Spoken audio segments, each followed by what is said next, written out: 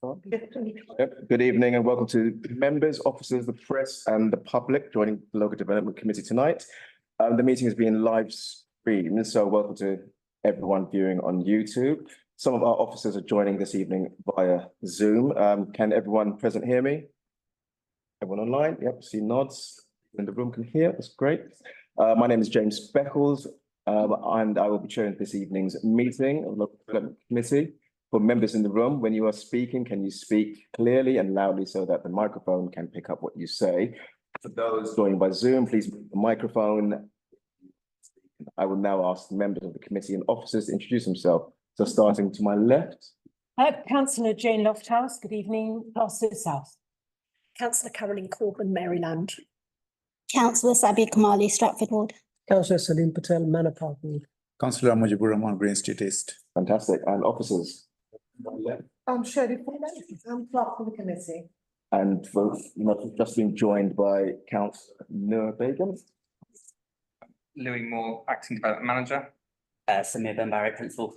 Thank you. And to online, please introduce yourselves. Jane Custance, Director of Planning and Development, going over to Vincent.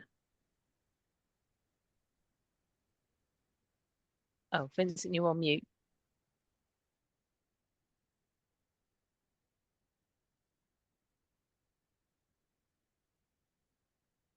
Apologies. Vincent Healy, Legal Advisor. I'm Chloe Toll, Senior Plan and Newham. Yeah. Good evening, Craig Nicol from the Highways Department at Newham. Thank you all very much. I want to remind members that when a vote is taken, it will be by way of raising your hand in order that we can capture this on screen. Are there any apologies? Thank you, Chair. I've received apologies from Councillor Alan, Councillors Fanny Falola, Councillor, that's it, thank you, Chair. We have one from Councillor Saeed Bashir. Thank you. Are there any further apologies? Councillor Musawa. Sorry? Councillor Musawa. Oh, my pardon. Councillor. Okay, fantastic. So, item 2 is election of deputy chair. Are there any? Can I please invite nominations for deputy chair? Chair, I would like to nominate Councillor Sabia Kamali. Okay, Councillor Sabius. I second. Seconded. Second. Okay, are we all in favour, Councillor? Okay. Thank you very much, Councillor Sabia Kamali. You are now elected as the deputy chair. So item 3 is now the minutes of the meeting. Ask members to review the minutes on pages 11 to 12 to 20.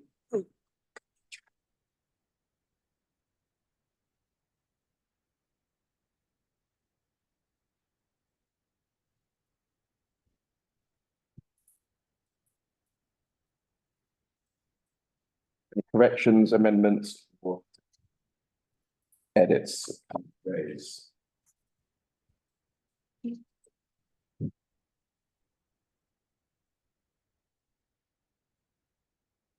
Okay, none. Any members, any minutes, corrections? Nothing? Okay, so the minutes of the meeting of the 25th of June, so July, are now approved. Declarations of interest. Declarations of interest. Chair, item number 8 is in my ward. Item number 8. Item number 8.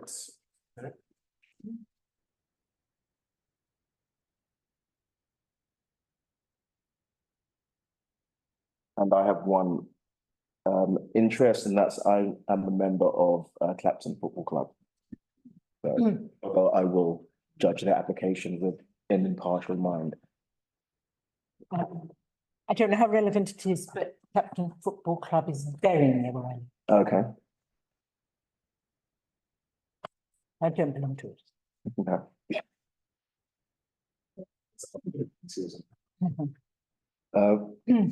Declaration of interest are done. Determining planning applications. Item 5. Opening remarks.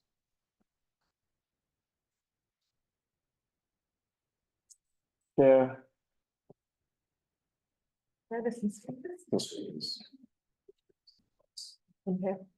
So request to speak, so item 7, Charlotte Mills. Danielle St Pierre, but I'm Charlotte's colleague, yeah. Danielle, yeah. Anna. And Serena Williams, Mrs. Serena Williams, item 7. Francine Benjamin, Mrs. Williams, I'm on Zoom. on Zoom, okay. Francine. And Randa Rogers.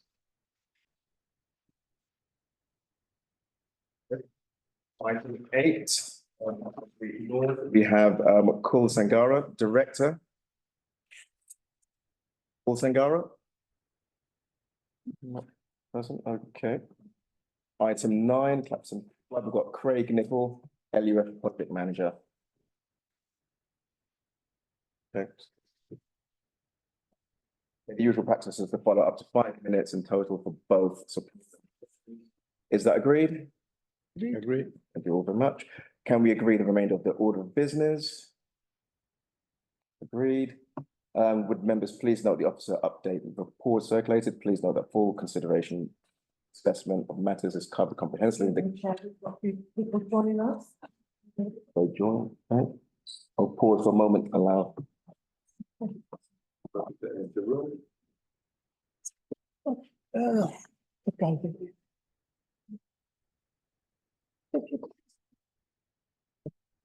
Speakers, okay. Yeah, so you have speaker from. I just continue that last paragraph.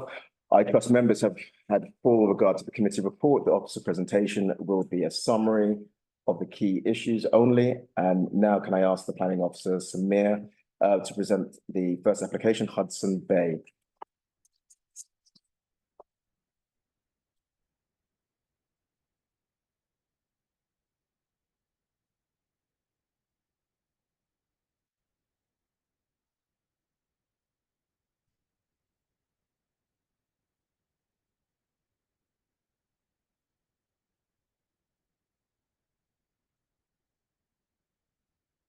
Good evening. This is item 7 concerning the vacant Hudson Bay pub in Forest Gate. This application has been submitted by the Quwwat Islam Society. The application site is the ground floor and basement unit of a Part 1, Part 2 building located on the eastern side of Upton Lane, nearby the junction with Romford Road. The site is located within the Forest Gate Town Centre and Forest Gate Town Centre Conservation Area. The site is bounded to the north by Grade 2 listed church. The image on this slide shows an aerial context to the site along Upton Lane to the left, as well as street level to the right. The images on this slide show the internal areas of the vacant pub unit and the external area, which was the former beer garden. The proposal is for a change of use of the existing vacant pub to a multifunctional community facility to provide classes and events involving training and education, fitness and elder and youth clubs. No external changes are proposed as part of this app. Above are the key considerations for the proposed development. These are namely the principle of the development, neighbouring amenity and transport. First up, the principle of development. The change of use is considered to generally comply with the land use policies of the local development plan. Whilst the application was not accompanied with authoritative marketing evidence as required by policy HC7 of the London Plan, consideration is given to the delivery of a community use that is open to all members of the local community. In regard to policy INFA of the new local plan, the proposed development would be in a preferred town centre location, as demonstrated that the majority of users would be from within more than one section of the community, and overall presents itself as a multifunctional space as required by the policy. Officers do note that some of the consultation responses received objected to the loss of the pub, which was used by the local community. Place for facility use that would not be open to all members of the community. Details within the application submission officers, the range of programs and events are for the diverse needs of the community in line with policy INFA. Therefore, the principle of development is supported.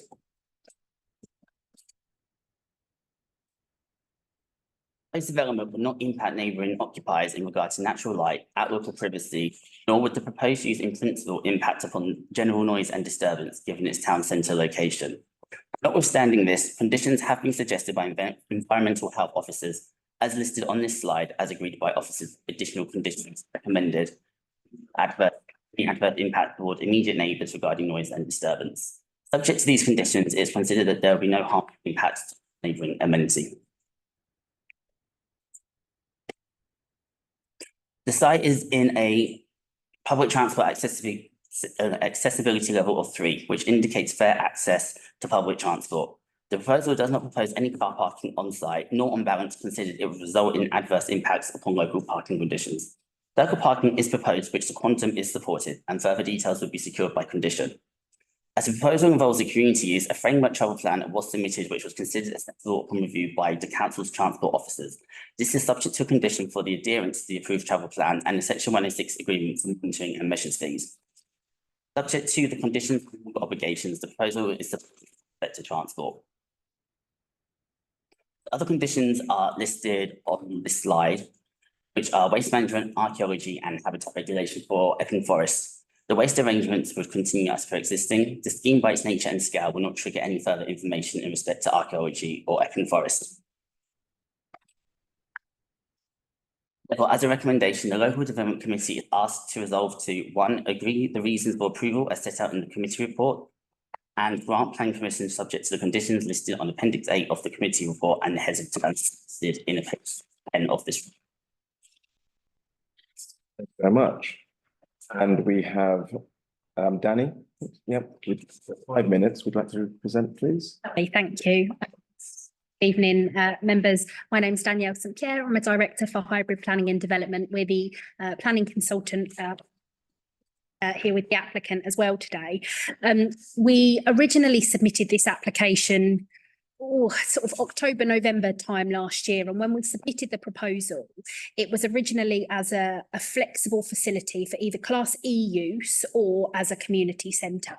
And the reason that we did that was to provide the charity with as much flexibility with how to use the space as possible. So in the event, for example, that they needed to sublet part of the space to, for example, a local nursery, they would be able, within their rights, to be able to do that.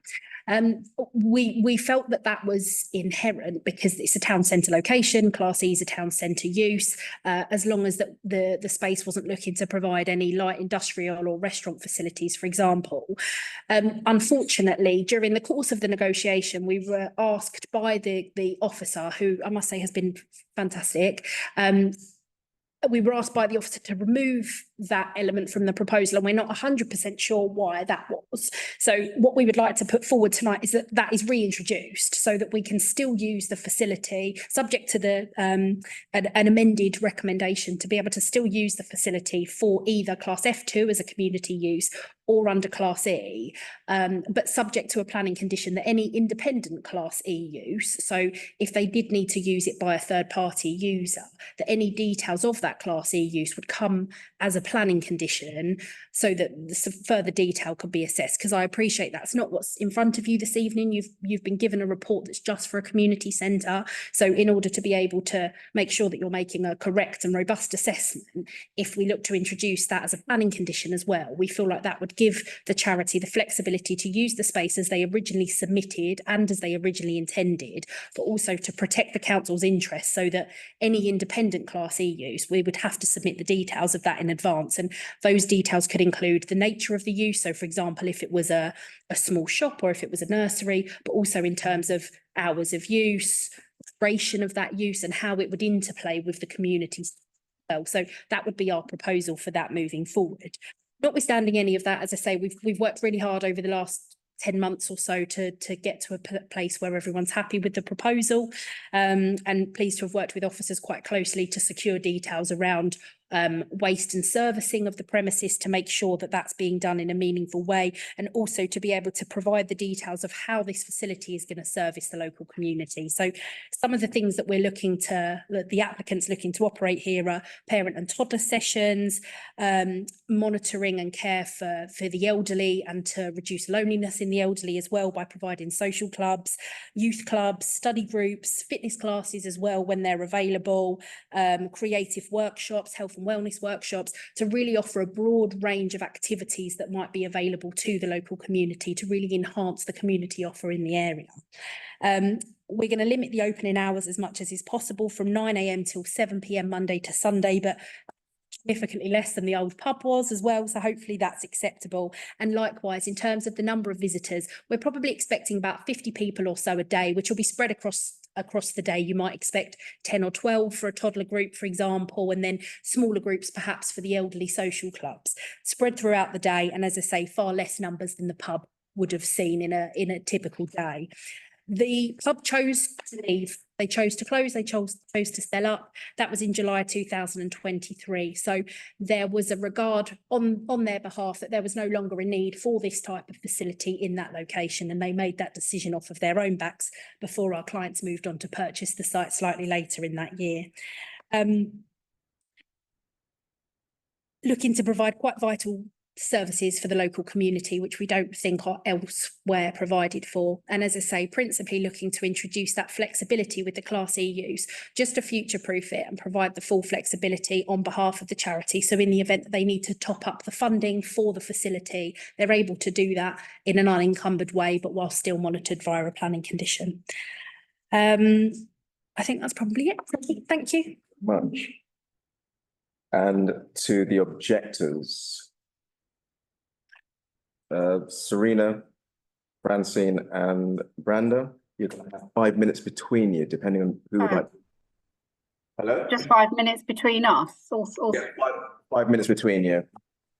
Okay, all right. You'd have to decide who's going to speak, unless you would like to have a minute each. Well, I'll try and be as quick as possible. Francine, sorry. Should I start? Yeah. Okay. Okay. Well, I would urge the planning committee to reject this wholly self-serving and disingenuous application and question why the planning officer's recommendation is biased in light of the information omitted from his report. He's suggested the inclusive community use is pretty much a farce. The planning officer has enabled the use term community by the applicant to mislead the public and the planning committee. You have to first start off with who this applicant is. Yes, they are a charity. Why is this relevant? Well, we've got yet another charity using up a very large building on this part of the high street who will pay little to no business rates. They will therefore not contribute to the upkeep of the high street. This is yet another failure of the council. It will not increase opportunities of employment, and it will no doubt positively discriminate against those who can and will be permitted to work there. The applicant is a charity whose sole aim is to advance the religion of Islam. So that's the starting point of the proposed use of this site, is therefore disingenuous. And to discriminate against those who are not of that faith is in direct breach of Article 14 of the Human Rights Act.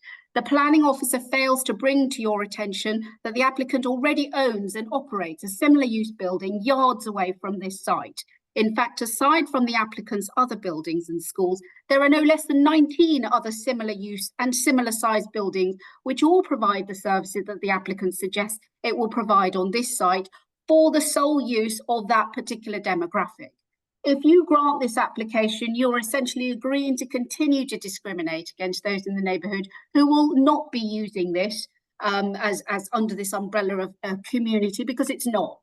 It's replacing the setting of an inclusive pub, which we used for ourselves, our family, our friends, and importantly, visitors to the area, which is something this applicant's use will not cater for at all. And if you grant this application, you will be agreeing to again marginalise the wider community in favour of one specific demographic of persons who are exceptionally well catered for in this area.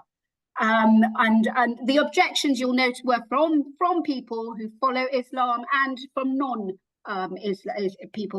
non-Muslims, basically. The planning officers claimed that the pub had a negative effect on the townscape, referred to in the 2009 Forest Gate character appraisal. It doesn't exist. And with respect, that would have made reference to the fact that the building was relatively new and lacked any architectural value. The planning officer provides no evidence to his baseless claims that the pub lacked any cultural value. This is Britain, this is England, and pubs have an inherent place in our culture, which this borough time and time again fails to promote. A local neighbourhood is enhanced both for its local and the value of property by the existence of a local pub. Conversely, a community centre for one demographic does nothing for integration, cohesion or inclusivity, or indeed the value of one's home. And Non-Muslims are being marginalised this end of Forest Gate, and the current townscape is absolutely evidence of that. Instead of promoting businesses that would enhance the neighbourhood, enhance an upward economic outlook, it seeks again to positively segregate it.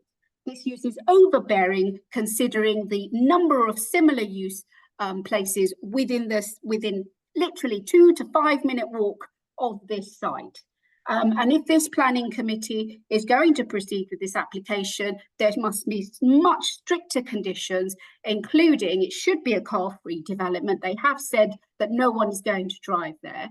There should be no residential use whatsoever. Nobody lives in a community centre. There should be an absolute prohibition on faith teachings, prohibition on worship. There should be no prayer rooms. There should be no restrictions on mixed use sexes using fitness classes. There must be a prohibition on discriminating against any men and women in any way, and there must be a maximum occupancy. The figure flouted around by the applicant of 50 users is fictional. It's based on nothing.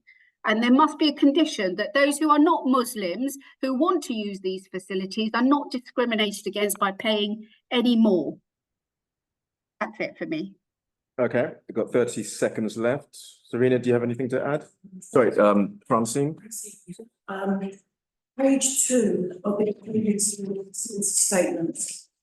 There's currently no family facilities within the area.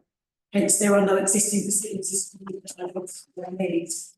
And what that implies to me is that this facility is designed to be just for Muslims. Otherwise, what does that statement mean? 5 minutes is it? You should round off your sentence. Yeah, there was a survey. I didn't see the survey, and I was one of the people that commented on the application. So surely that survey should have at least gone to everybody that commented on the application. And it was only 18 days, which is very short for any kind of consultation. Okay, thank you very much. So a number of different weighty comments there from the applicant's team and also objectors. Before I take questions from members, I want to touch on, was it class F? You wanted to put an independent class? So F2 is the community centre, that's already included. It's class E, which is the new town centre use class. Okay. However, there are subclasses within class E, which we're happy to exclude light industrial, for example, because it's not really an appropriate town centre use, and also exclude restaurant use as well. But the others within Class E, I think it goes to some of the points that perhaps have been raised by the objectors as well. Having that more open Class E use does provide greater flexibility and the ability to be able to use the premises for other facilities other than just as the community centre. Okay. Well, it doesn't, because there's another local nursery opening up behind us. Sina, I'm afraid you're gonna have to mute. You've had your time. Is that all right? Thank you very much. Samir, can you take us through why the Class E subsections were not included, or what rationale you had? I think the rationale, just to summarise the rationale behind it, was that whilst it has as much information on the F2 community side, we didn't have as much information on the Class E side, and as it's quite a large breadth and breadth, we decided just to omit that, because with the details that were in front of us at the time of the assessment, it was more of a F2 use. So and also from the indicative timetable and information, there may be some commercial-esque activity, but because it's for the community facility or the society, we consider that would still fall within the F2 class rather than an actual separate commercial operation, which would then fall into the Class E use. Just to add to that as well, if that's okay. Yeah, I think obviously you could arise about future proofing. Obviously we were looking at the application in front of what's in front of us in terms of the Include it at the beginning. Well, yeah, but at the time, the additional information, everything that came forward, we had the kind of indicative schedule of events. I think it was seen as if it was purely just, from what I understand, was the local community, then F2 can encompass all those range of activities because of its by inherent nature of who it's focused towards. But the Class C element is something that we can probably look to do with some sort of condition if that is the way that committee go, obviously. But that would be absolutely amenable to us. Can I just ask, what is Class E? Could you just explain what that is? So all planning has different use classes. all the different use classes. So class C is kind of a range of uses that fall normally within the town centre sort of setting. So it includes things like commercial and services that are acceptable within a kind of town centre or around residents. So versus things like that, not industrial, like heavy industrial. Shops, restaurants can also be certain subclasses. So there's different subclasses underneath. And also gyms, nurseries, and I'm trying to think of the name that I forgot, but I think that's the key. Sorry, sir. I'm seeing, I'm gonna have to ask if you're going to interject. Just Sorry. Raise your hand, please. Thanks. Just everything through the chair. And to Francine, that's fine. And to Francine's question about the survey, can the applicant? Yeah, absolutely. The survey wasn't carried out as a result of the survey was being carried out separately by the charity. But regardless of the planning application, it was being carried out by them to understand what the community were looking for. So it wasn't something that was carried out specifically as part of the planning application. It just happened to coincide with it. So in response to your question, the survey was carried out before the planning application was submitted. So we didn't know at that point who was going to be objecting to the planning application. So that's why we didn't seek views specifically from people that were objecting. Also, details of objectors are usually redacted, so we couldn't have contacted them in any event. Okay. And does that satisfy your question? Can I speak? Yeah, you please come in. The survey is completely separate from the Yeah, planning I application. understand. So there's, it was sent out via WhatsApp to shared on multiple WhatsApp groups. So it wasn't targeted at anyone specifically. No, not at all. So can we have one meeting, just allow him to answer? It wasn't targeted at one specific demographic. It was sent out on multiple WhatsApp groups and shared as widely as it can go. So it was via WhatsApp, yeah. Okay, Which was completely separate to the planning application. sure thing. Just for those joining us on the recorded Zoom call, we've been joined by Councillor Larissa, Councillor Imam Haq, and Councillor Mahmood Merz. You can ask questions, but I'm afraid you won't be able to vote on the item due to arriving late. So I now move to members. Questions, please. Kamali. Sorry, I have two questions. I just needed a clarity. On page 27, it says pub has been seen as a social value. Any reason why this multi-function community space isn't seen in the same light? Because it serves a community. So is there any reason why that's not certified in 27? I think Samir was highlighting that it was seen as social value as well. I think that was. It's not say, it doesn't say that on page 27. Well. The first.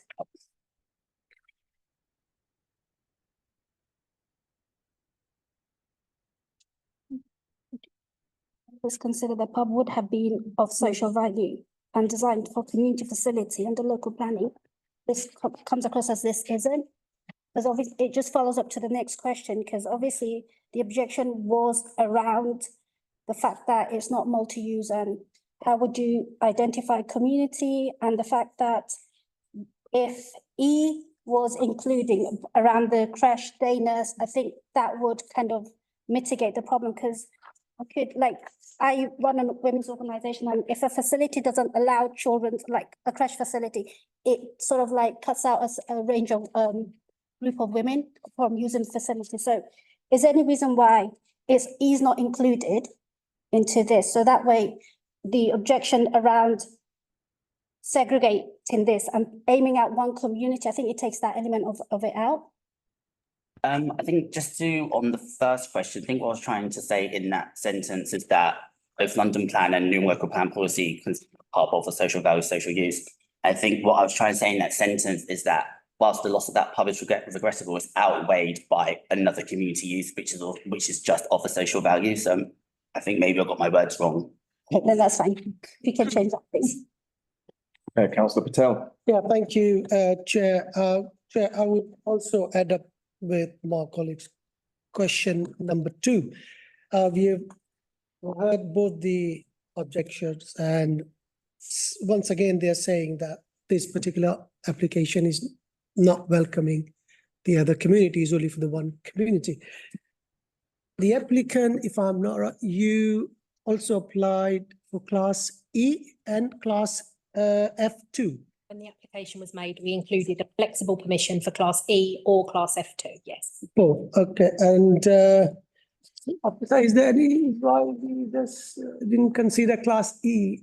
Oh, Sorry, can I just to clarify, I think it's worth clarifying that Class F2 wouldn't necessarily stop anybody. The local community is quite an open, ambiguous in terms of its use class, so it could include anyone of any faith or anything else, and it's in that element. I think what the removal of E was not to try and separate anyone from being allowed to go there, because actually that could fall under the F2 use. It was more about a concern around the information that we had in front of us, and the way in which we were kind of justifying this use was by it becoming a community centre, and we were worried about the Class E would effectively, are we allowing then just a purely commercial enterprise, which doesn't necessarily have the same weight or value for the loss of the pub. So it was a kind of important aspect of it, which is why we did that. However, as I said, that's something we can look at, and potentially there could be some sort of trigger or, you know, additional details needed if that was something.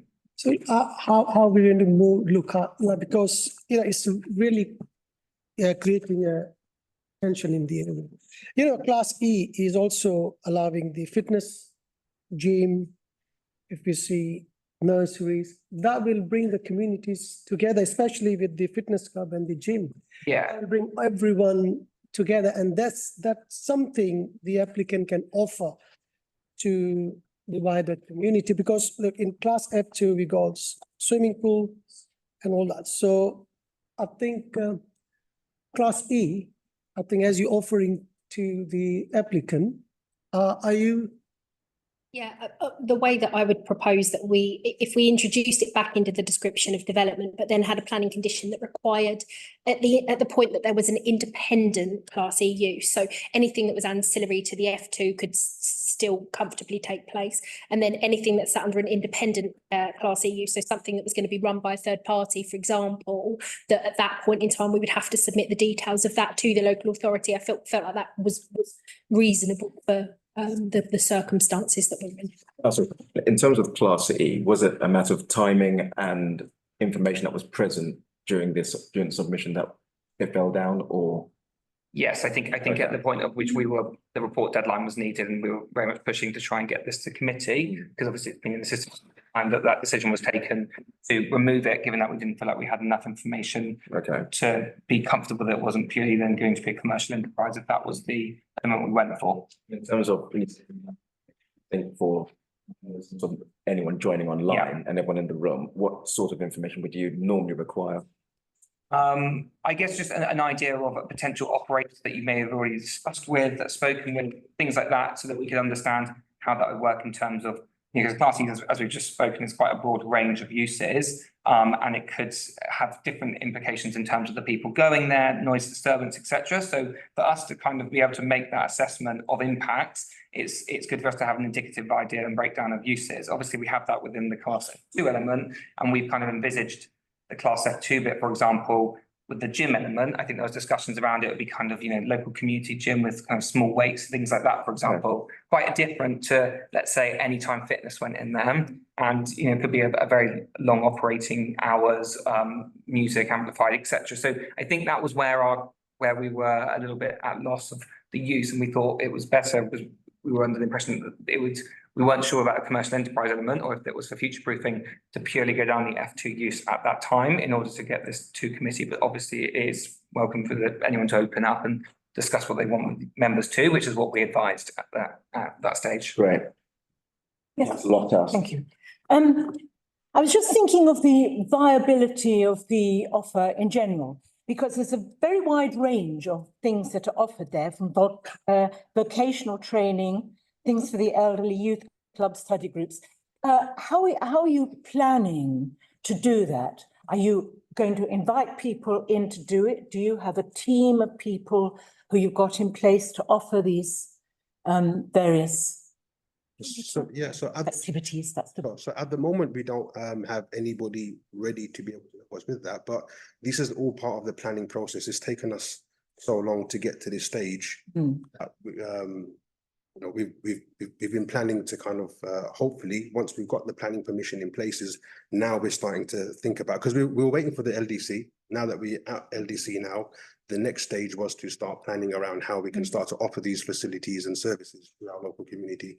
You know, as far ranging as possible. These were the activities that were identified in terms of a need, and I think much in the same way that you would with you know your local church hall, you might have someone that runs a baby and toddler group, and you'd bring them in, or you might have someone that that offers this facility like a first aid training course, for example, and you bring them in, and everyone pays their £5 or £6 or whatever it is. So it runs in a it's proposed to be largely run in a very similar way to that. But I think that's another reason that we were invested in having the e-use class included within the planning permission, because if the funding did become a problem over the long term, you don't want the facility to close. So if there was an option that we could segregate a small part of it, for example, and then that could be income generating, i.e. not specifically linked to the F2 use, but equally details to be provided, it would help the overall funding of the facility. So that was why it was so important to us. And perhaps maybe we didn't stress that enough. I think we just assumed that because it was submitted at the beginning, that it was being assessed at the time when the application was submitted. So, but I think perhaps we could have maybe been clear about how important that was to support the overall finances of the actual facility itself. So some of these things you might plan yourself, some of them you'd accept people if they offered to give the service.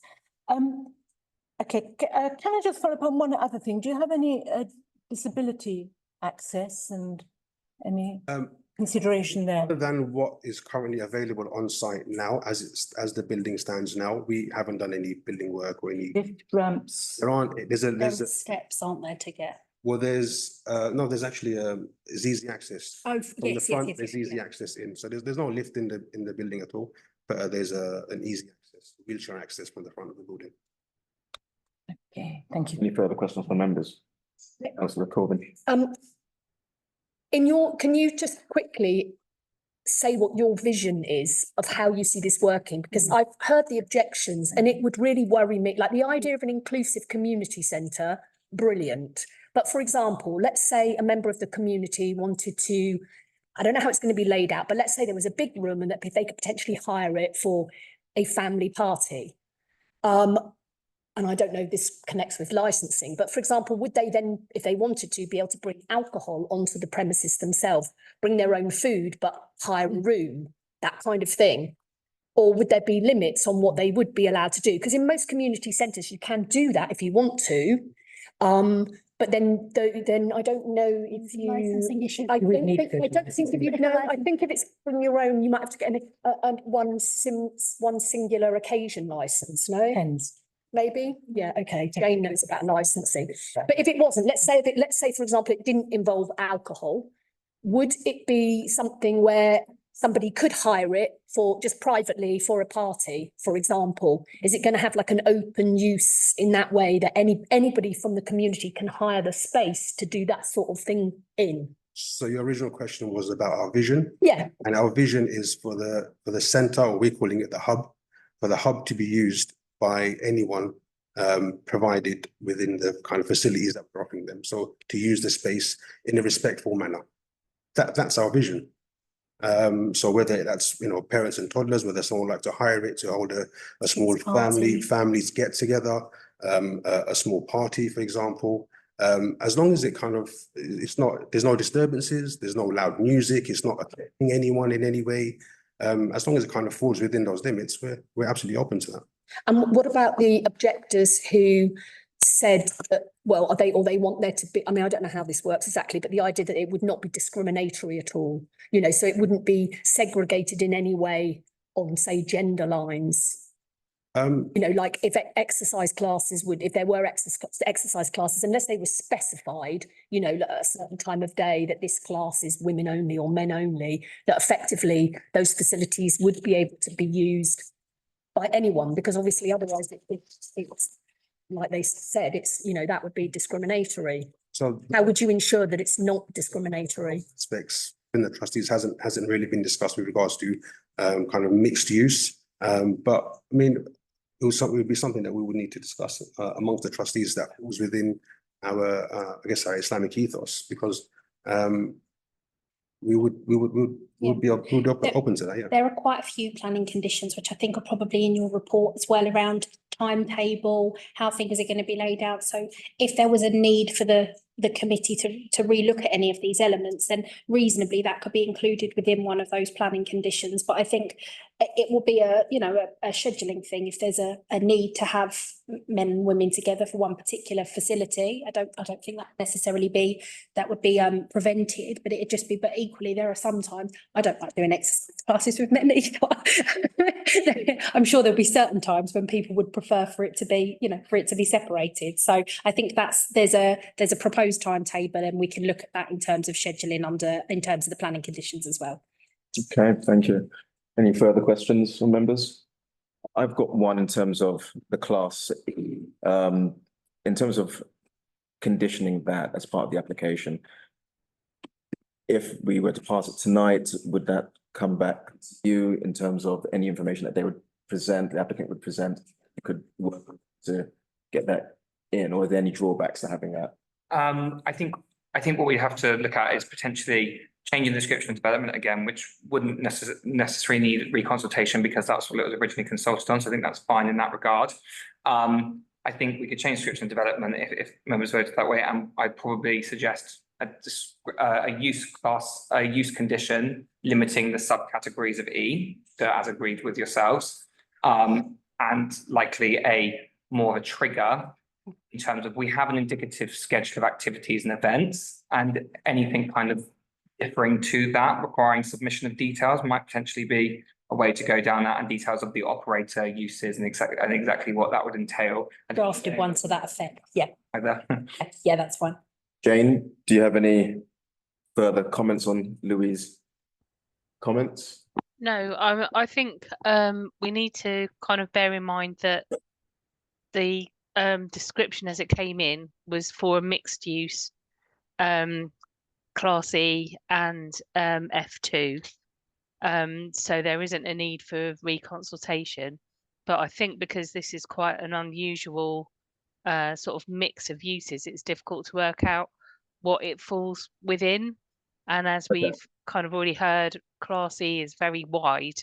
So I totally agree with Louis that it needs a condition specifying the uses. But I think this is quite an unusual position that we're in, because normally where we have these types of applications, they're trying to like slot into an existing dense urban grain. But because this was a pub before, quite a lot of the things that we would have been concerned about, sort of noise, parking generation and so on, there's a neutral impact. So I think this is, I think the recommendation here is right. Okay. So are you advising keeping the recommendation as is or not? No, change the description. Yes. Add an additional condition about the use, and that's it. Okay, thank you very much. And applicants, are you agreeable to the condition and the specification and having it quite limited to? To discuss the details of the condition, but I think, in principle, we're agreeing that, certain light industrial, for example, and probably restaurant use to be excluded, but otherwise details to be provided, I think. Okay, any further questions? No, sorry, I was trying to read. Oh, right, okay. I beg your pardon. That's fine. So members, you've heard the discussion. We can add a condition which Louis and Co have actually set out in terms of limiting the use of Class E in that subset. Would that be of acceptance to everyone at the table today? Yeah. Okay. Councillor Noor, just to say that you can't vote on this item, you haven't done the training yet, just to say that, I'm afraid.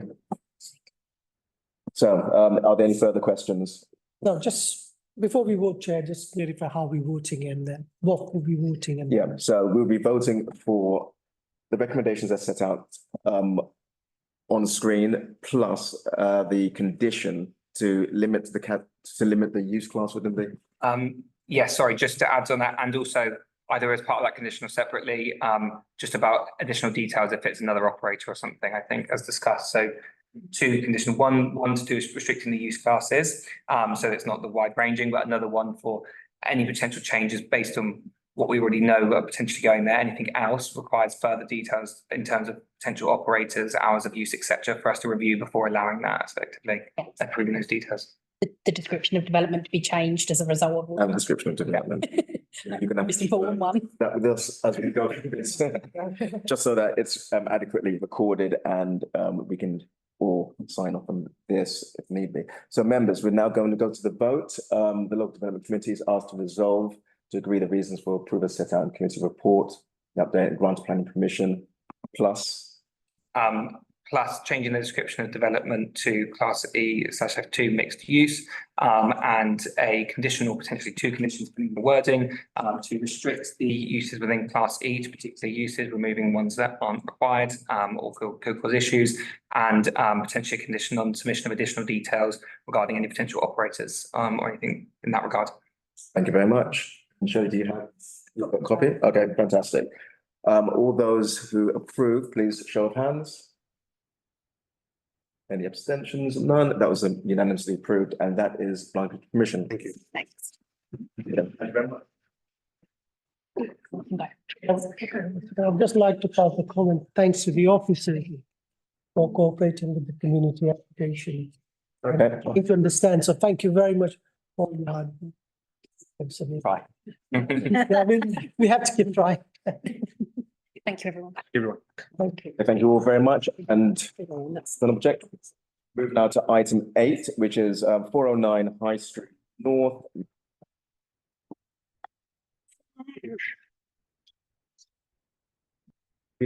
Hand it over to you. Ready? Ken. Find out.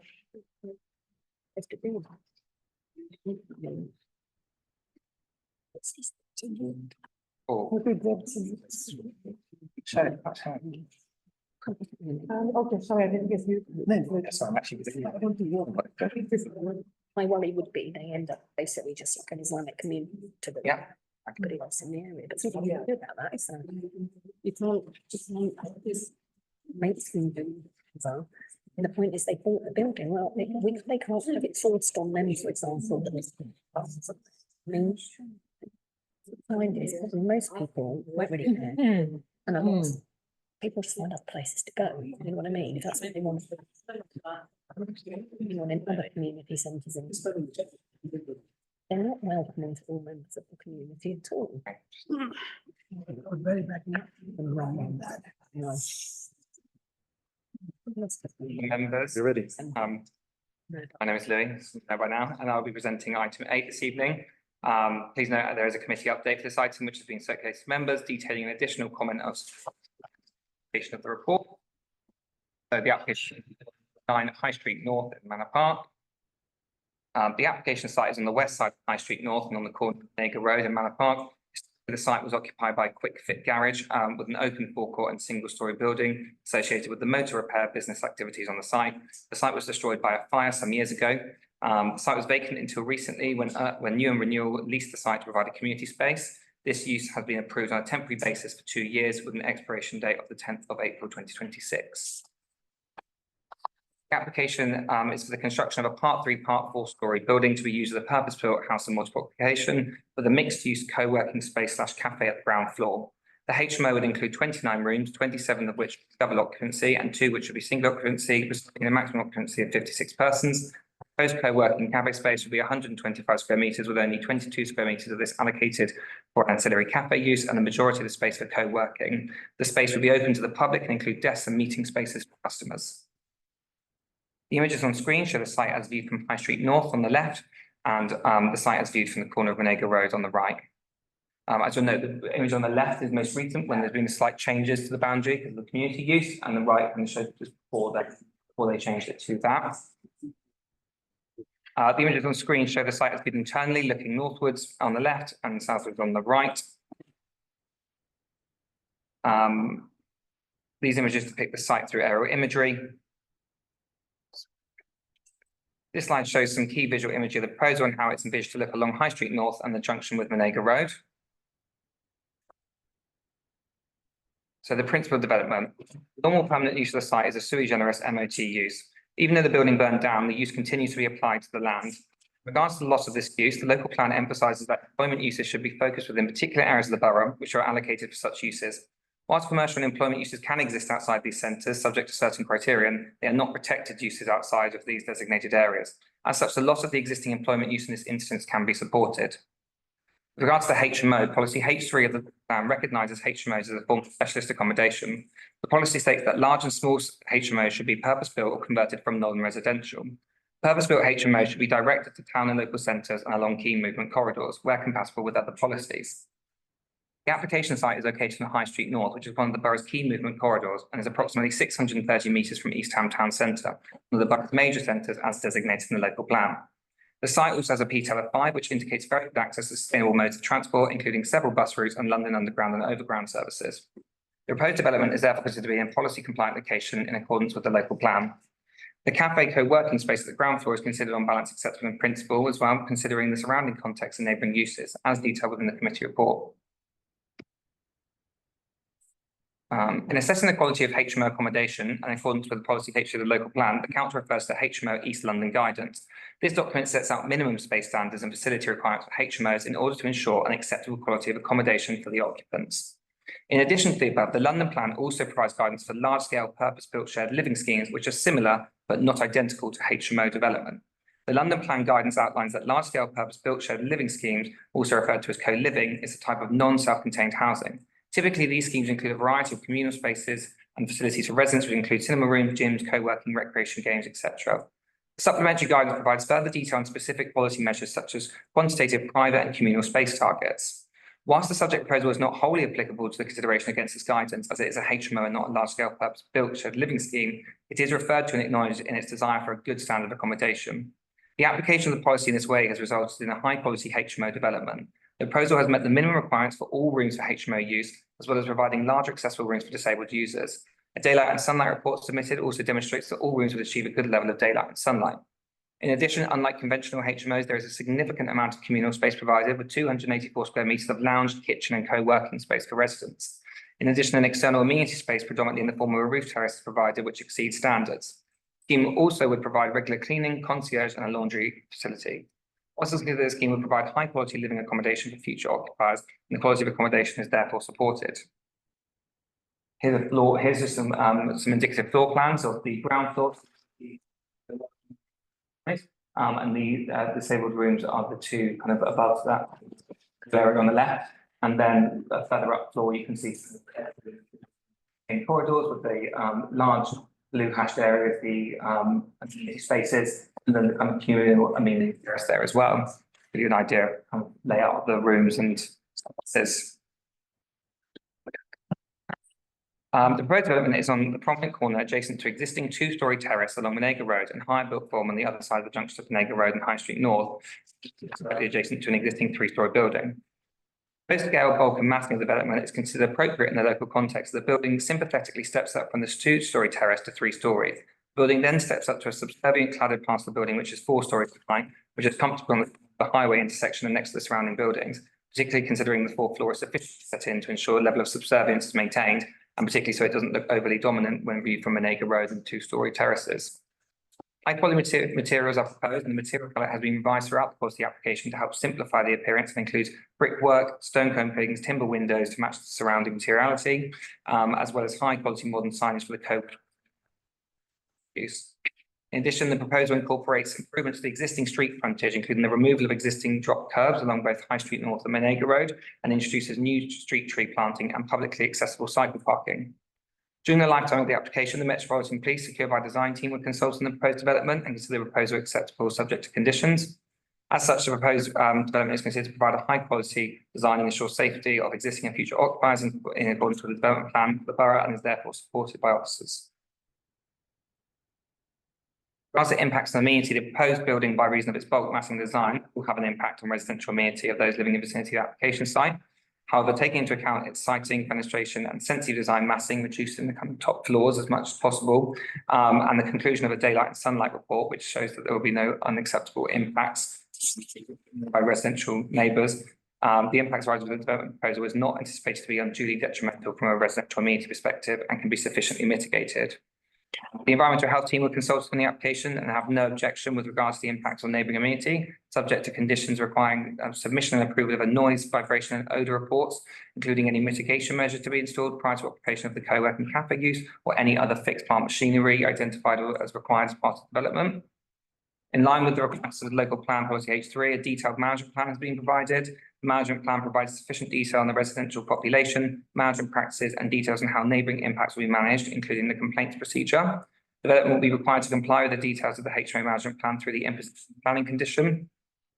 The condition requiring submission of a construction management plan prior to commencement of development, together with conditions ensuring no impact piling is permitted to take place without LPA, with the LPA approval, is also recommended to ensure the construction phase does not result in any unacceptable noise and disturbance to neighbours. The proposal is therefore supported in relation to impacts on neighbouring amenity, subject to compliance with the recommended conditions. In terms of sustainable transport, the application, as I said before, has a PTAL of 5, indicating very good access to transport modes. Given the high PTAL, it's considered appropriate for the development to be car-free, with the exception of disabled parking provision within the existing on-street parking along Menega Road, if and when required. It is considered necessary and appropriate for the applicant to therefore enter a Section 106 agreement to restrict the ability of future occupiers to apply for street parking permits, other than for the disabled occupiers, if there are any. Provision and type of cycle parking proposed is considered sufficient and appropriate for the proposed uses. Full details will be secured via condition to ensure adequate provision for all potential users. And then the highways improvement works to reinstate the footpath, as well as to introduce the street trees, will also be secured via a Section 278 agreement, which we will secure the agreement via the Section 106 agreement as well, to make sure that they are carried out in agreement with the highways team. Also, LBN Transportation have reviewed the scheme and consider the proposal should also be subject to a travel plan. There was one submitted with the application, however, there was some details missing, so suggested a condition to provide those final details, as well as Section 106 obligations to secure monitoring and management fees, so that we can monitor and manage that travel plan moving forward in the future. With respect to all other above matters, as shown on screen, the proposed development is considered acceptable, subject to the conditions and obligations recommended as detailed on pages 77 to 83 of the committee report. Rebecca, the recommendation is now outlined on screen. Thank you for your time, and I'd be happy to answer any questions. Great. Is Cole Sungera in the room? You, if you've got anything to add, you have 5 minutes to speak. Start now. Good evening. My name is Colin Singer. I this dark pattern fabrics made from Green Street since 1970, although a few of you may also know me as the current chairman of the Green Street Trade. You speak up, Cole, sorry. Some of the councillors may know me as the current chairman of the Green Street Traders Association. One of our family businesses. As such, we've been liaising with Newham's housing department for many years. We are aware of the housing in the borough, and importantly, have had first-hand experience in the challenges of tenants in different settings. We acquired the site many years ago and have tried to bring it back to good use ever since I destroyed the car repair business. In the meantime, we've been talking to and collaborating with our neighbours, the local charity called the Renewal Program, the church. From the site, and it's currently used as an additional community for the next 2 years, known as places. We believe the site offers a great opportunity to improve this part of High Street North and contribute positively to the neighbourhood. As mentioned, we have discussed a few ideas with Peter Lang, the director of the Renewal Programme. This led us to think that an intermediate form of housing would be beneficial. Development scheme, the architects here tonight and the planning officers input, we provided useful scrutiny on the way. In essence, while the proposed building looks like a block of flats, this will be a new breed of HMO with a community cafe near the Renewal Programme. We believe this will be a unique offer to Newham residents, the first really of its kind. The normal flats in the area are no longer affordable for many and only satisfy a fraction of the housing demand. Typical HMOs are usually perceived as cramped without any community amenities and in poor condition. They are usually built in converted terrace housing. Our proposal is to bridge gap in the market and offer good quality, affordable stepping stone accommodation. Therefore, what we propose here is a purpose-built, comfortable living environment for more residents. The bedrooms are much larger than usual, often into a good quality hotel. Each floor offers a large double kitchen, living and dining room. This is designed so that neighbours can meet each other without feeling of each other, share some time together around a dining table or a sofa, hence encouraging community bonding and social integration. The residents will have access to large communal rooms on the ground floor with a shared workspace and an adjacent laundry. There's also a large shared outdoor terrace on the second floor. They will also have the opportunity to access and engage in many of the training courses, activities, and club organised run by the renewal programme next door. Access to the cycle store, individual main boxes, all supervised by a concierge. Important to us, I feel the residents in a friendly, supportive and secure environment, making good friends and memories. To achieve this, we ensure that our management and managers run the place with people's comfort in mind. It's everybody's interest that the new residents harmony with the neighbourhood. I think that the proposed design demonstrates. Over time, we hope these good intentions will translate to reality, and to that end, the planning officers have ensured we provide evidence of the high quality build and services illustrated here. Through a legal and to a long-term commitment to management excellence. Therefore, I'd like to seek your support, and if you excited.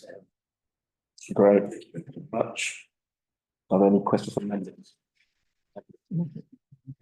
In theory, it sounds brilliant, and I think it sounds like it's one of the solutions that council has at the moment. But there are a few questions that I had in mind in terms with like, who are you reaching out to? Who are going to be the tenants in this property, and how long would the lease be? You talk a lot about it'll be affordable. What's affordable to you in comparison to everything else? And there's a bit around shared kitchen. Is that addition to people's own kitchen? So, the shared kitchen is a communal space on each floor. So let's say there's 5 or 6 or 7 flats, they'd be sharing the same kitchen. As to your question about what is our ideal market and the market, obviously when it's built, we'll find it. So from what my experience in new homes, there is, and from my talks with people that I know within the council, local, there's a gap in that you need to attract teachers, you need to attract the people that live in the local environment, work in the local environment. There's a lot of problems with them actually being able to afford housing in the area. For me, the ideal market, obviously, it's a wide market, would be people, young professionals, undergraduates, come out somewhere, let's say university, on a starting wage.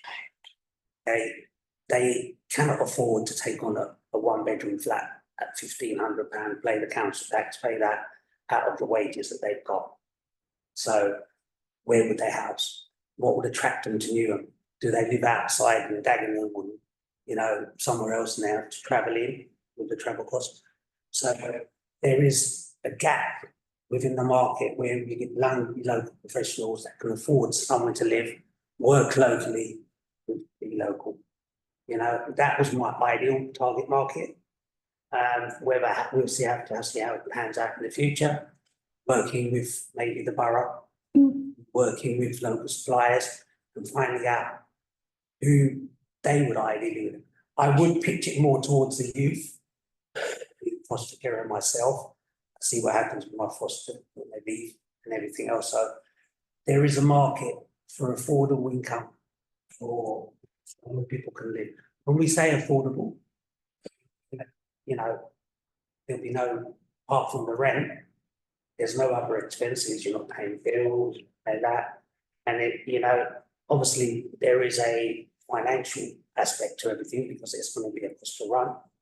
But we're hoping, as a legacy project for our family, to make it so that we can offer this going forward. Sorry, and I'm going to go back on it. Until I know there is a need for affordable in terms of social housing and everything else. But the question is, what's affordable from the rent that is currently being charged by? How many percentage are you going to charge less to residents or tenants? Figure. Can't say that, you know, you've got a market figure where, so let's say you've got somebody, like I said, paying £1,500 for a one-bedroom flat, then they have to pay council tax and they have to pay bills. By the end of it, they're talking about £2,000, right, a month, right, which could be £24,000 a year just for income to sustain it, but they're only earning 26,000 as a young grad somewhere else, so they can't afford to stay in here. If they were paying, let's say, all inclusive, let's say 1,000 or 1,200, sharing as a couple, and you've got that much more reduction. But at the same time, as a you have to look at how much of our borrowing on it, how much are we going to spend on it.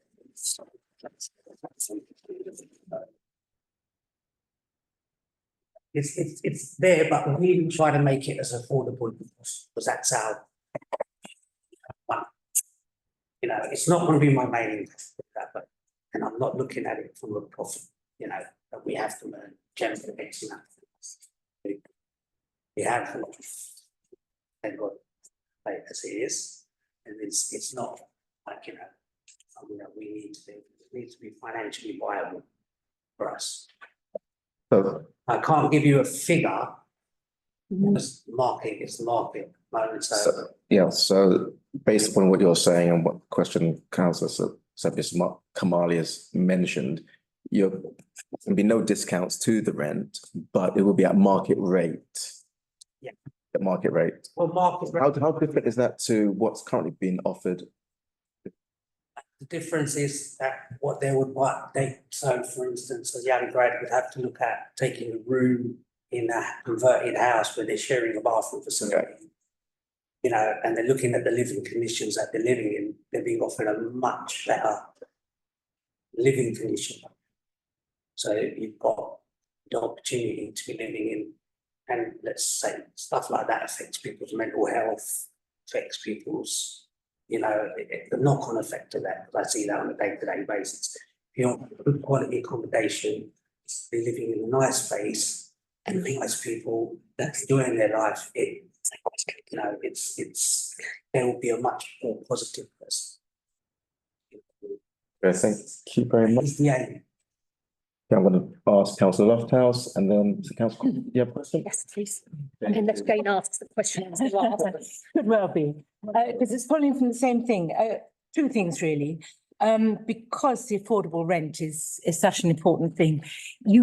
I'm not sticking you to a figure, but you did mention something like 1,400 a month. Was that? I mean, looking at the current figure, you're looking between 1,000. So was that per person or per room? In room, we're doing rooms. So two people, if they're sharing a room, it could be 700, yeah. No, it's 1,000, you said 1,000 to 1,200.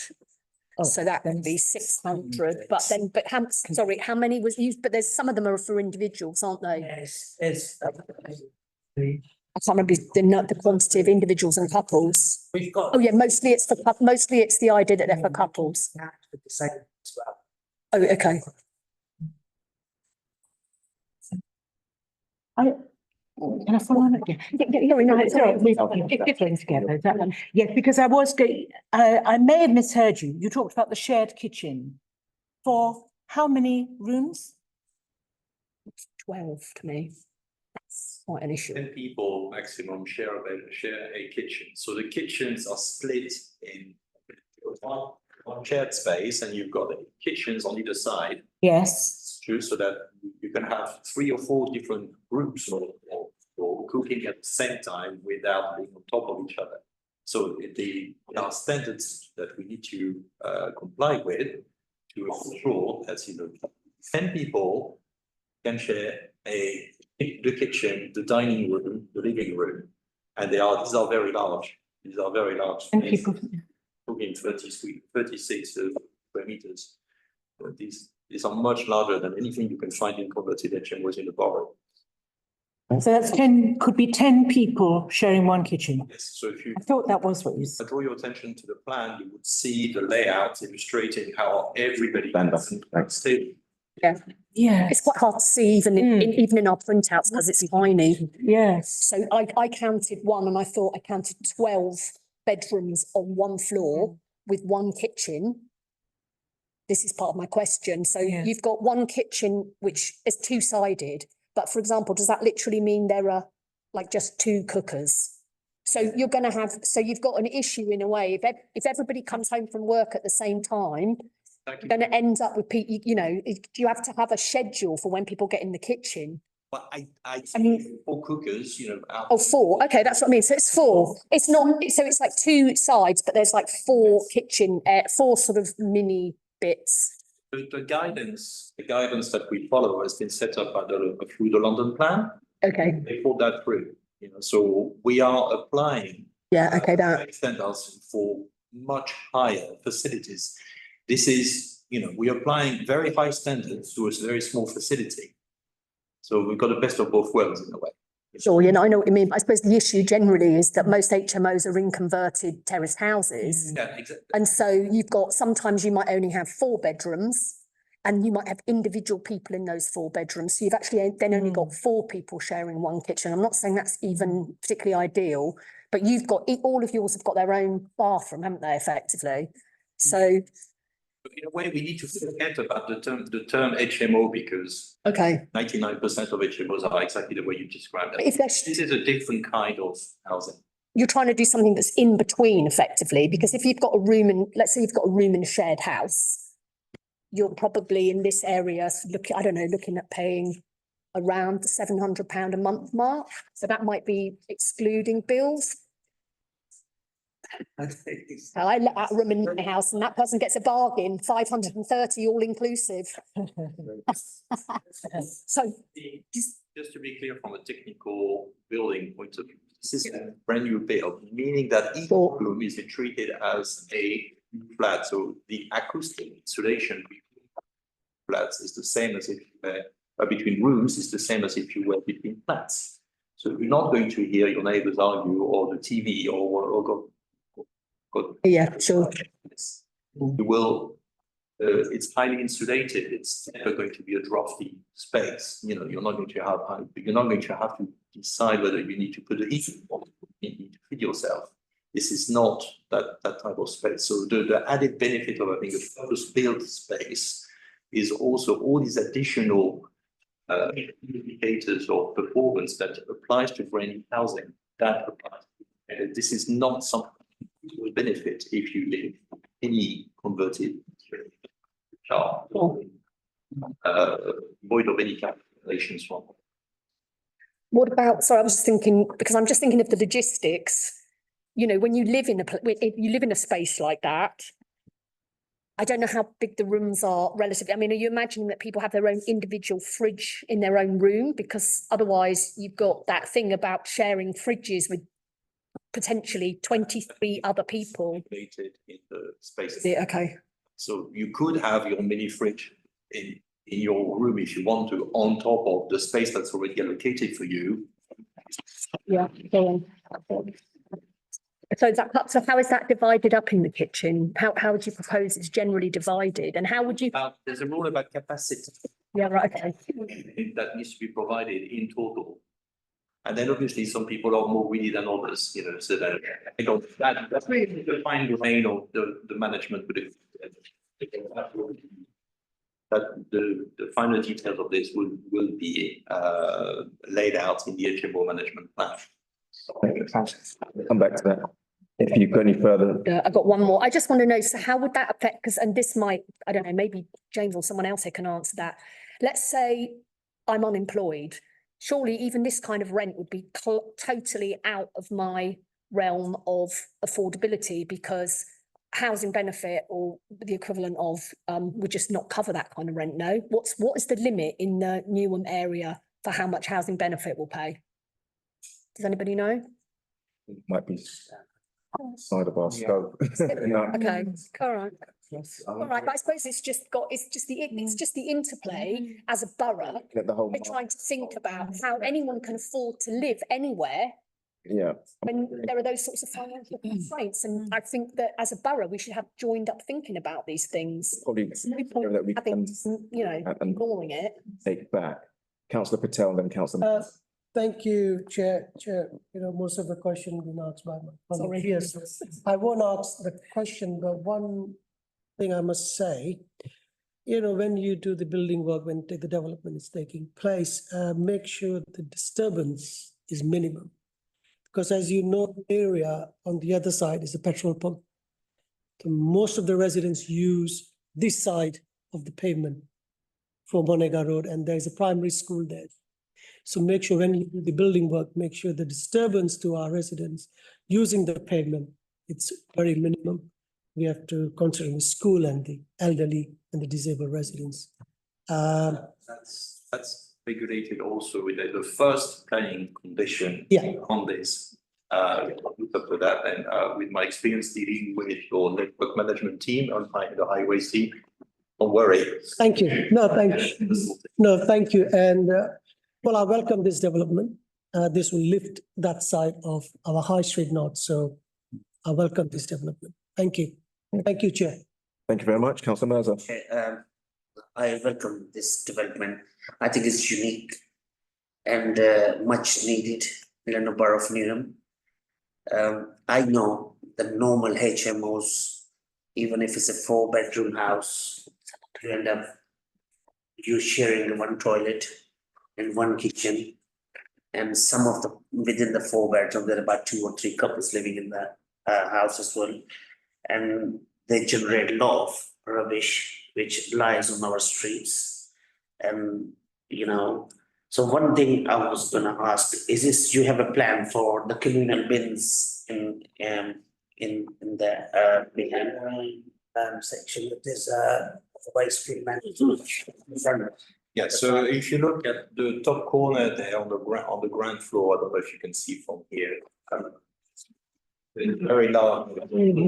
Yeah, and because you've got a concierge, you pay one of the many items in the job description of the concierge to make sure that this is all kept tidy. And the bins will be taken out only on collection day and taken back in straight away. You're not going to end up with your bins left. That's very good. The other thing I was gonna say, as Councillor already mentioned, I think it should be offered and available to the people who are claiming that the benefit as well, if they can afford to top up. You shouldn't be restricted only for the working people. I know you're encouraging the people to come in and work in the borough and live in the, which is a very good initiative. But I mean, it shouldn't be restrict those to only people. I mean, segregate people if they're not working, or they're singling out those community who are claiming a benefit. And that from the around a lady agency and a cat. Yeah. Obviously, it has to be looking at liability of as well, but we discriminate in any way, shape or form. But if they are, it's not like a normal let where you get legal. We can stipulate that we have to give them 3 months. Okay. And obviously, issues out with that. Thank you. Councillor Hart. Thank you, Chair. I really like the idea of, like shared working spaces and target area and all that. I think Councillor Mirza just mentioned that if we can bring communities not only the working class, but who are aspiring to become maybe that own like virtual or business something. If you bring those minds together as well, so they can get some ideas from different, so like different minds if you're already in that space. So that's the first question. If you have that provision. Second one, coming back to affordable rent, and my understanding about affordable rent is that it is 80% of the market value of the whatever the market value of that particular area is. Have you made that formula in mind that okay, we are going to get 80% of the market value, whatever it is at that time? And final question, we can answer together, please. I've also not noticed, but many caseworks or our constituents comes to us where they say that, look, we went there for tenancy and they're asking us for guarantor. And the second thing is 2 references. And not all of them have these kinds of, like guarantors they have, where they have some of them not willing to be a guarantor, first of all, because guarantor means like if they are not paying, they have to, they're liable to be paid. And not everyone have got those sorts of contacts. So you have in this provision where you're not asking for guarantors or let's say 6 months of advance deposits, things like that, because a lot of people even they can afford monthly rent, but they can't afford these kinds of terms and conditions if there are any. Okay, so the first question was bring everyone together, even the non-working people. Which is, I mean, look, yeah, my own background, I'm from Stratford School, right? I grew up in the area. I know the challenges as a child that we faced in this area. At that time, there were different challenges. I didn't go to university. My children never had the pleasure of going to university and living together. I know what it's like when you bring different minds together. I've learned of other people that learned of me. And that's the sort of environment we want to encourage. Also, as a foster carer, I know it's very important to be supportive of people and to get them together and expose them. Right? As a society, we need to be exposed to more different cultures, different people, so we can understand each other better as human beings. So that's very important to me, as is. And it's, you can put inspiring messages in the building to try to educate people. Another thing is we've got the renewal program next door. They do, a lot of the financial advice. They do a lot of workshops and training. They do things like yoga. We have that support network right there, right next door to us, and we hope to take full advantage of that as well and get them involved. They also are doing things like mentoring stuff within the building. Okay, so we've already thought that's a very important aspect to the end. Secondly, the question about you're talking about the affordable rent being 80%. That, like I said, I'm not trying to be evasive. At the end of the day, we have to look at build cost and the financial viability of how much rent we have to generate for other parts to make it affordable, just to even pay the bank off. Right, so that's an important financial aspect, but it's not as something like a ruthless landlord scheme where you're saying, right, you have to maximise our profits. Right, it's not down that road. Okay, we're looking at it from the point of what can we bring to the community? How can we best bring the community? And I'm welcome to the council to sit down with the articles if they pass it. Sit down and say, what can we help? How can we work together? So that's not a problem for me either. Thirdly, the third question that you was asking about the giving the rents up front and deposits. Standard, I mean, to be a 12-month deposit. When we have landlords up for 6 month deposit, we don't even pay. There'll be a certain limit to what people can afford. If there's a 1 month deposit, secures it against, if like I said, it's more than welcome. We know that people cannot dig out thousands of pounds in advance to go and live it. And it's not like, we're living in the West End. This is New York. So we're living in Newham. We know, and I grew up in Newham, I know what it's like. I've got friends in social housing. I've got friends that live in Chigwell now. I've seen both ends of the spectrum, so I know what it's like and the struggle. The main aim is to try to get people to have a stepping stone. I don't envision people living there for years and years. Go there, be able to save the money, get educated, and have better lives. But it's a stepping stone that's needed in the borough, as I can see.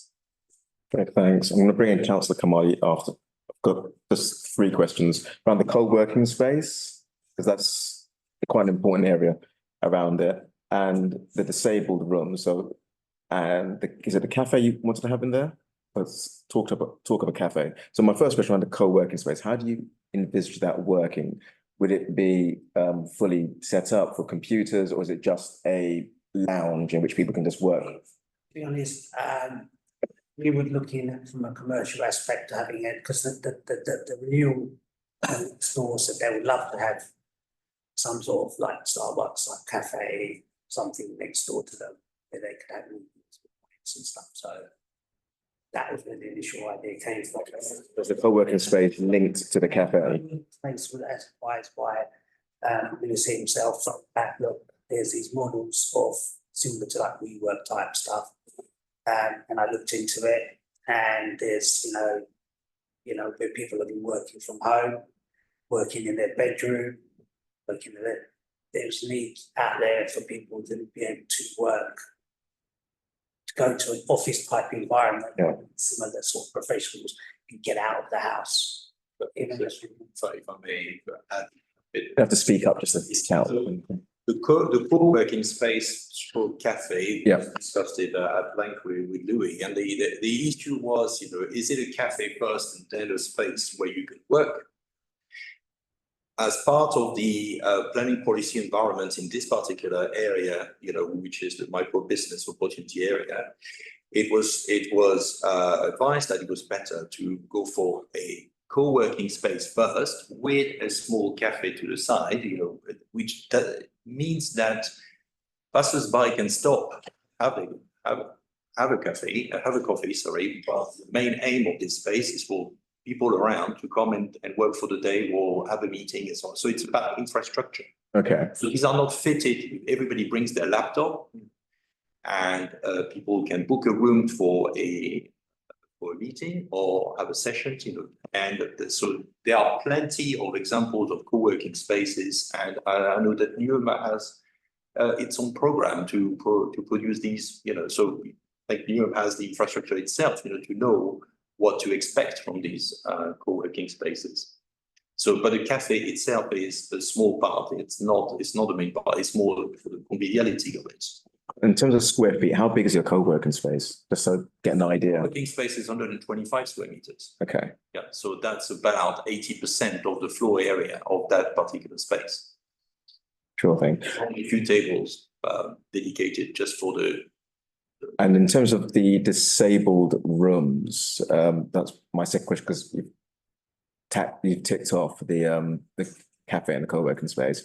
You've mentioned about space and accessibility. Are those rooms larger in terms of larger hallways? 30 square meters. They're much larger, and they need to comply with the full criteria of accessibility on the Part M43. So is that the minimum space requirement, or is that they are beyond? designed for wheelchair access? Okay. Okay. So you've got. You may have people who just need a mobility scooter and can just wander around. And so there's a space for the mobility scooter outside, just as any secure space, and they can recharge there. If you are wheelchair bound, you can live there, and you can see those plants there on the ground. I don't know if you can zoom on that, Louis. Yeah, I don't know, but unfortunately, but the one. They are designed to meet all the criteria of wheelchair accessibility, of that all the turning circles, all the extra width everywhere to make it happen. Yeah.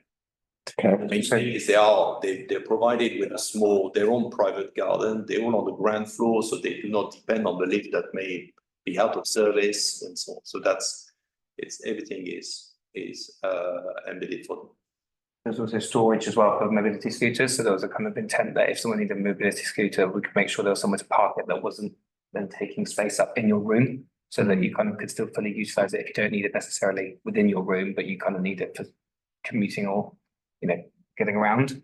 Okay. Councillor Kamali. I just had two clarity questions, if that's okay. Firstly, it sounds like a hostel for working people, or is it available to, say, single parents with kids as well, or is it just aimed at professionals? I wouldn't call it a hostel. Hostel would be like more like a temporary sort of thing, you know. It's a kind of similar layout, no? Not really. I wouldn't use the terminology hostel at all. It's completely different model now. Yeah. Okay. And as for single parents, I'll be one of them as well. Sorry? I'll be one of them as well. But would it be available to them as well? It's maximum capacity in one room is as it is two people. So, you know, if that's a mother and child, that's not a problem. It could be a father and son, father and child, you know. And that's fine. We wouldn't discriminate against.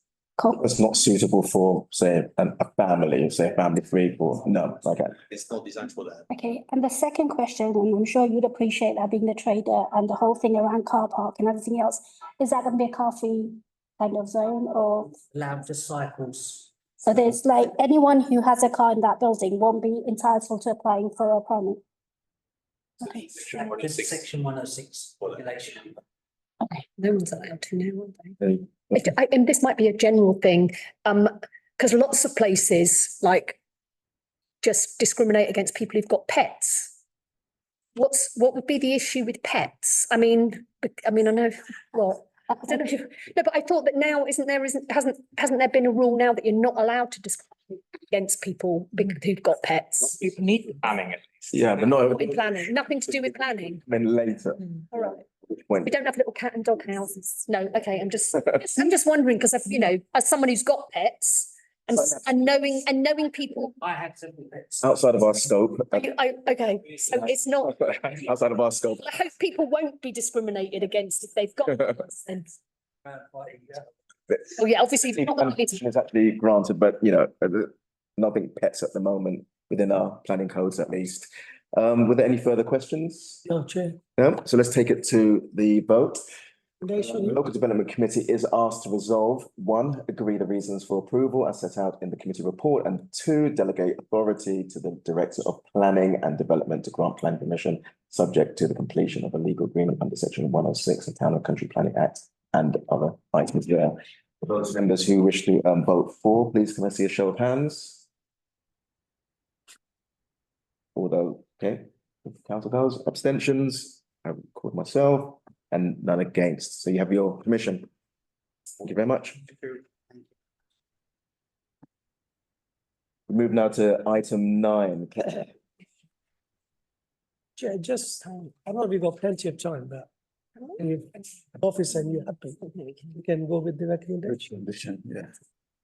Officer, you happy for us to move to No, it's up to you. complete as read? Members as I just wanted to give Yeah, I mean. the applicant online, he's made an effort to actually. That's fine. So I want to give them It's fine. opportunity, we can take it straight to, let's have it presented with Yeah, no, clarity. Okay, yeah, Chloe, if you want to as per. Yeah, so Chloe, would like to. Yeah. Sorry, thank you, Chair. I'll present mine. Yeah, item 9 relates to the application site at Clapton Football Club at Forest Gate. The item relates to an application which would ordinarily be considered under the delegated authority of officers. However, because the application has been submitted by the council as the applicant, it is needed to be presented to and considered at committee. The application site known as Disraeli Walk is a footpath that connects Disraeli Road to the north and Upton Lane to the south. Clapton Community Football Club, which is a designated green space under the local plan, lies to the west of the site. The Spotted Dog Public House, a Grade 2 listed building and 2-story residential properties at MacArthur Close, is located to the east. The application seeks to widen and improve the footpath by replacing the existing fence. The existing site is composed of several types of fences ranging in materiality, including concrete, mesh, brick, wall, and timber, and height ranging from 2 to 3.75 meters. There is also an existing access point on Disraeli Road via a double-leaf metal gate and a turnstile entrance encased in the existing brick wall. The proposed new fence treatment along the football grounds will consist of a visually permeable metal fence with a height of 3.75 meters, reinforced galvanized steel V-fold mesh fence in color green. The proposal will also include replacement gates and turnstile entrances. 4 new trees and planting beds are proposed as part of the scheme. In relation to the proposed turnstile gate, the applicant explained that this is a regulation of the grounds operation governed by the Clapton Football Club.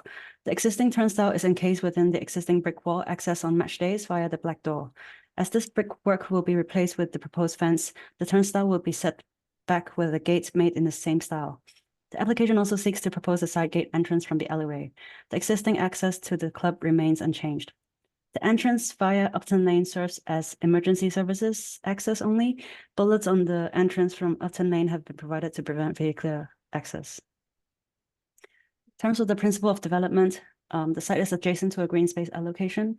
Planning consent is sought for the installation of a mesh link fence. The upgrade of existing fences to improve security would be supported in principle.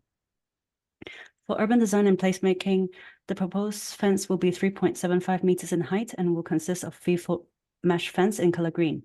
As a result of the fence replacement, the footpath will be widened and landscaping will be provided to soften the boundary.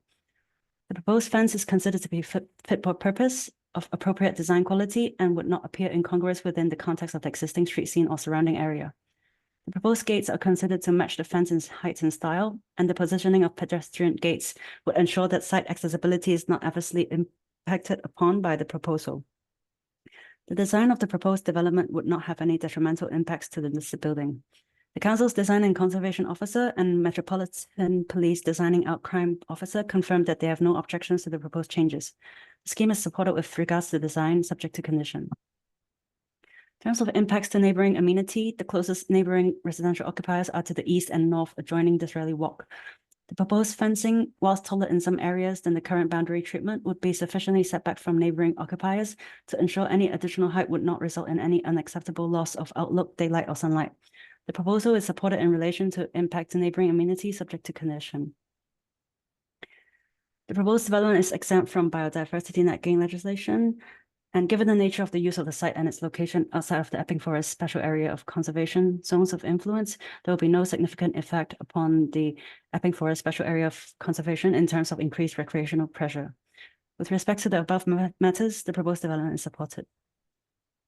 To conclude, the Local Development Committee is asked to resolve to agree the reasons for approval set out in the committee report and delegate authority to the Director of Planning and Development to grant planning permission subject to the conditions listed in Appendix 8. Thank you.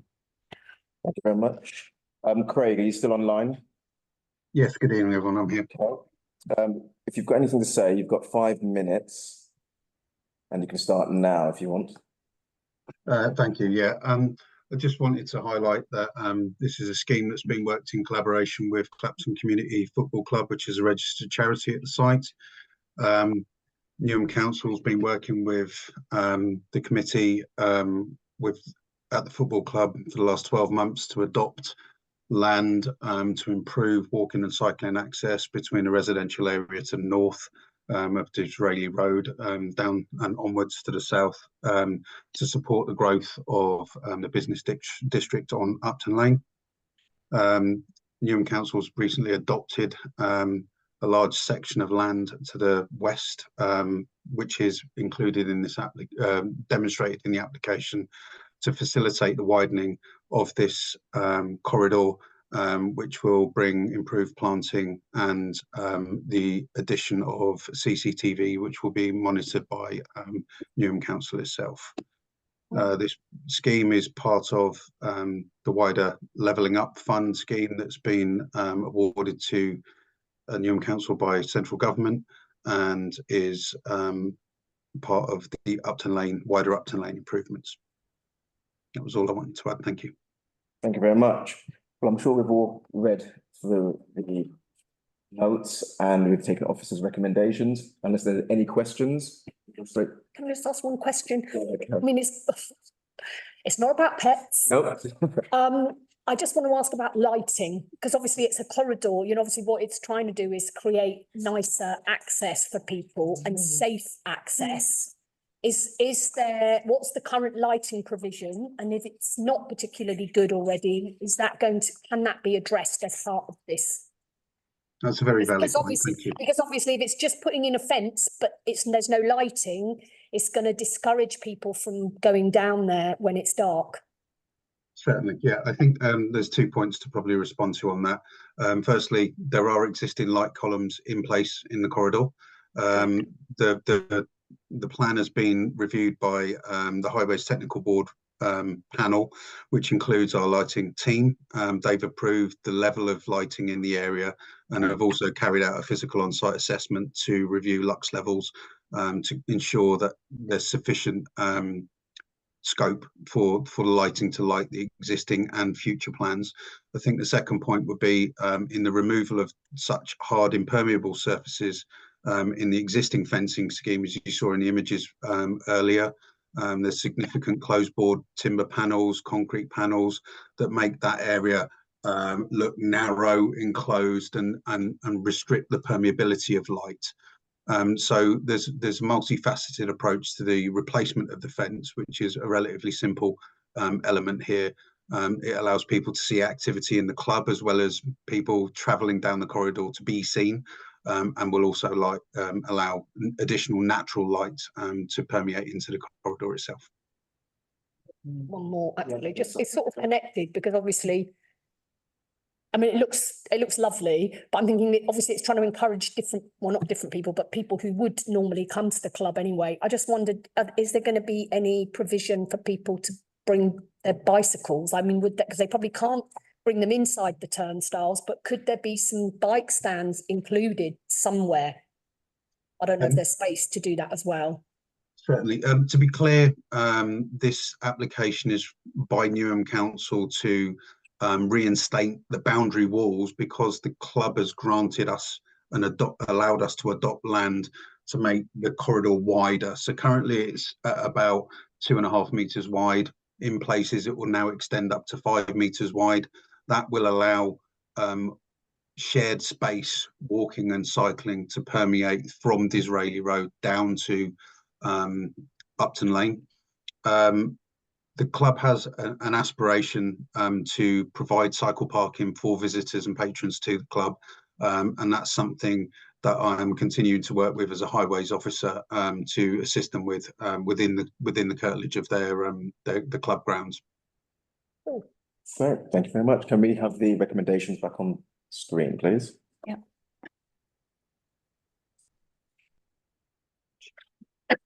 Development Committee is asked to resolve 1, agree the reasons for approval as set out in the committee report, and 2, delegate authority to the Director of Planning and Development to grant plan permission subject to the conditions listed in Appendix 8 committee report, which we've all read. All those in favour, please show of hands. Rather. Yeah. Fantastic, that is approved. The last item on the agenda is date of next meeting, held on the 20th of October 2024. So enjoy your month. And we have closed the meeting. Thank you. Thank you very much for your time. Bye. Thank you. Bye. Thank you, everyone. Good evening. Ice cream after by the second item. Yeah. So we've got 2. We've got to, okay. Yeah. Is it possible to, Merge them. yeah, merge them? Yeah, we'll see, yeah. That way. We've got the People will be interested in the first one. Those things. Interesting. That it's just it's just maybe that's your technical wisdom. in this area. Yeah, I didn't realise you were coming. No, I think,